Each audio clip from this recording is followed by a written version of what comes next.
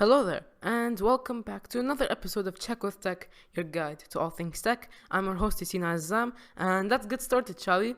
First things first, Sony just unveiled the new DualSense wireless controller that will come in the box with the PlayStation 5, and what I can say is that it definitely looks very different from the DualShock controller on the PlayStation 4. So yeah, if you didn't hear that well, yes, Sony is rebranding the name of the controller. Instead of DualShock on the previous generation, it's now called DualSense. Now, based on the pictures and the information that Sony has given, we can basically tell what this new controller will be capable of. So let's start with the design of the controller first, then we'll move on to the features.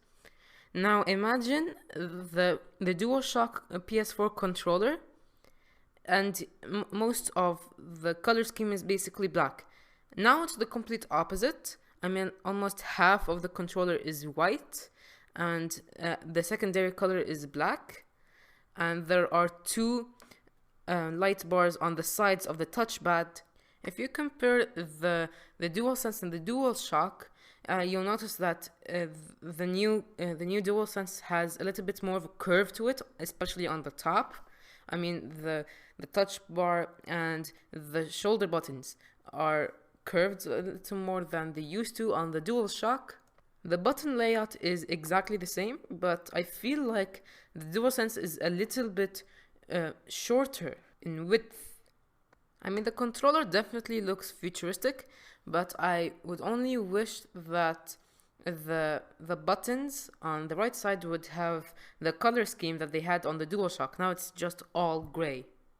But overall, really big difference in the controller. And yeah, so let's get to the features now. So Sony did say that the new DualSense does have a built-in mic, but they do advise that you still get a headset because it's not a complete replacement to them, because of course that makes sense. And they said that they've added in several adaptive triggers and actuators that make the gameplay more immersive. And last but not least, Sony changed the share button, which is on the opposite side of the options button. They changed the name to create. Instead of share, it's now called the create button.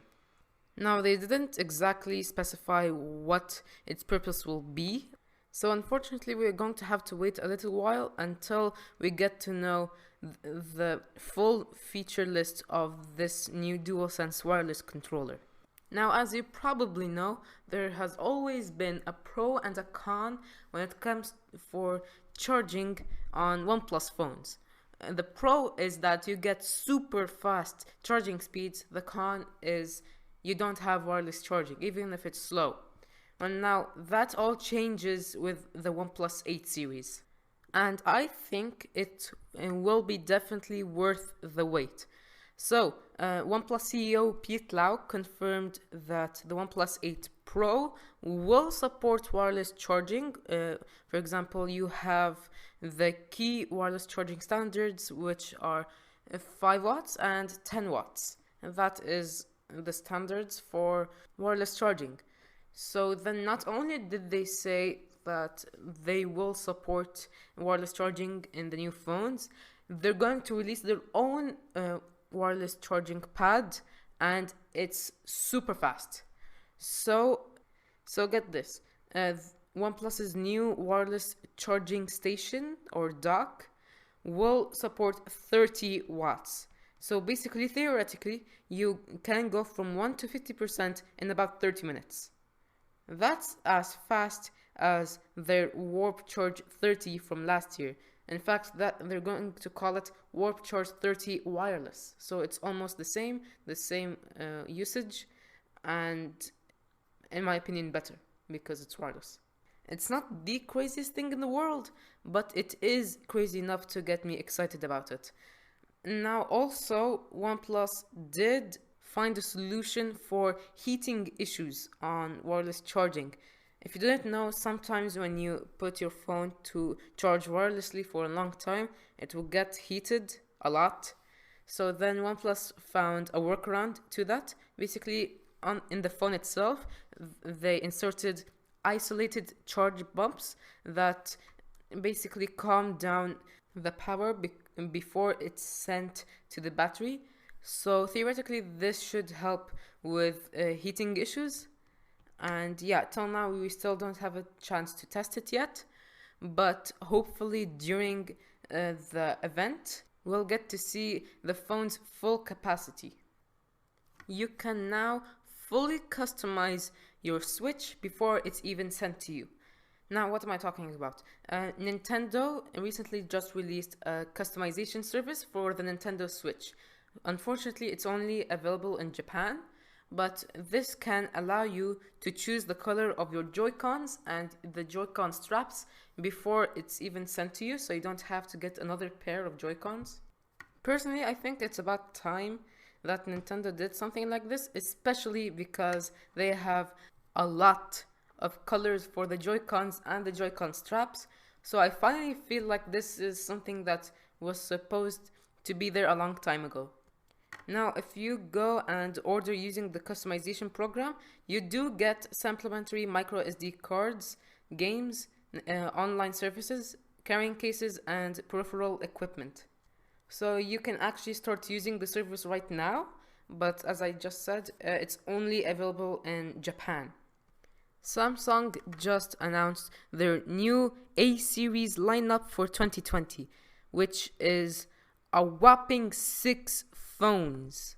Yes, ladies and gentlemen, I have to talk about 6 phones in less than 5 minutes. I'll try my best, ladies and gentlemen.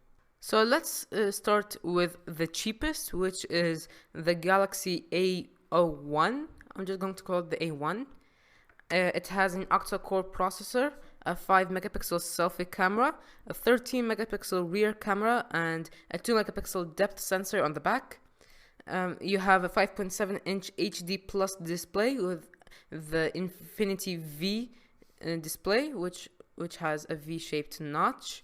It has a 3000 mAh battery, 16 gigs of storage, not RAM, but it does have a micro SD card slot. And at the time of this recording, it releases yesterday, which is April 9th, and it's going to cost around $110. Now let's go to the A51, which is an upgrade from last year's A50. It has a 6.5 inch FHD OLED Infinity O display. It has a 48 megapixel camera on the back, a 123 degree ultra wide angle lens, 4K video recording.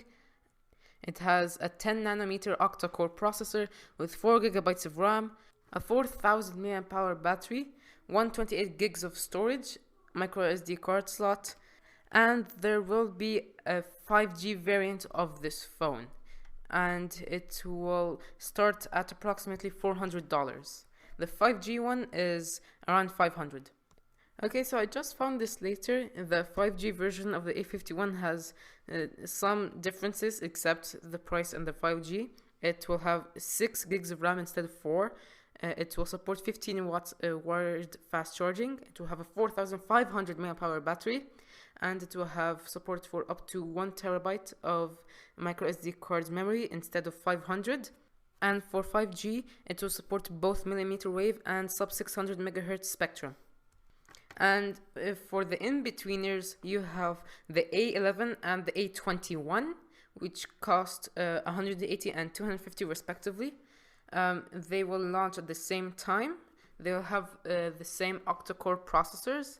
The A11 will have a 6.4 inch HD plus display with a hole punch selfie camera.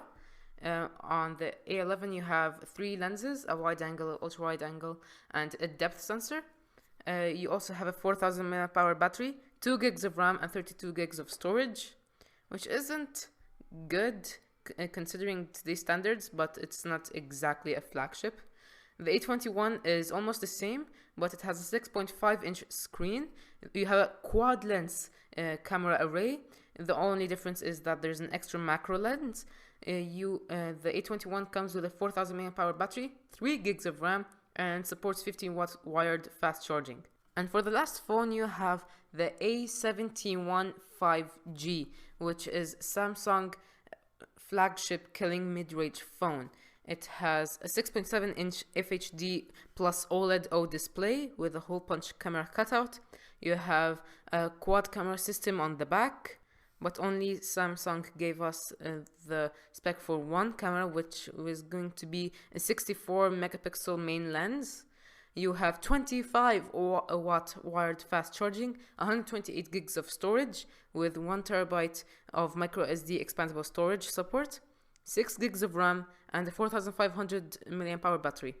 Just as the A51 5G, the A71 5G will also support both millimeter wave and sub 600 MHz spectrum 5G. Okay, that was a lot. I think I did my goal as talking about these phones in less than 5 minutes. I didn't exactly have a timer on it, but it's good to know that we're still around 10 minutes in. So now we'll just transition to the little topics that don't need too much description. If you wanted to use Google Duplex but you don't live in the US or the New Zealand, good news, Duplex is now available on Australia, Canada, and the UK. Google also changed the names for a Hangouts Meet and Hangouts Chat. It's now called Google Meet and Google Chat, respectively. After months of complaints, Google finally added a patch for the face unlock on the Pixel 4, which lets the AI know if the eyes are open or not to make sure that they want the phone to be unlocked.